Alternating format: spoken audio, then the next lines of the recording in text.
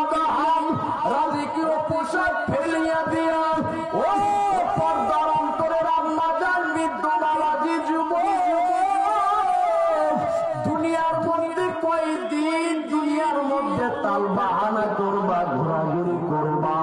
ও আম্মা জানেরা, ও বৃদ্ধ বাবাজি যুবক, বাদশাহ ইব্রাহিম ইবনে আদম জঙ্গলের মধ্যে চলিয়া যায়, একাকী সময়টা কাটায়া দেয়, আল্লাহকে বারবার বারবার আল্লাহকে তালাশ করে, আল্লাহ আল্লাহ জিকির শুরু করিয়া দেয়। ও ভাই, আল্লাহ রাব্বুল আলামিনকে ডাকলে আল্লাহ তাআলা খুশি হইয়া যায়। আল্লাহ রাব্বুল আলামিন বলেন, বান্দা তুমি যদি আমি আল্লাহকে বারবার ডাকো, আমি আল্লাহ তাআলা তোমাকে আপন বেনে নেব, আমি আল্লাহ তাআলাও তোমাকে মহব্বত করব। ও ভাই, হযরতে বেলাল রাদিয়াল্লাহু তাআলা আনহু গরম বালুর মধ্যে শুয়ে থাকে, আল্লাহ আল্লাহ আল্লাহ আল্লাহ জিকির কেমন যেন জোরে জোরে আওয়াজ শুরু করিয়া দিলেন।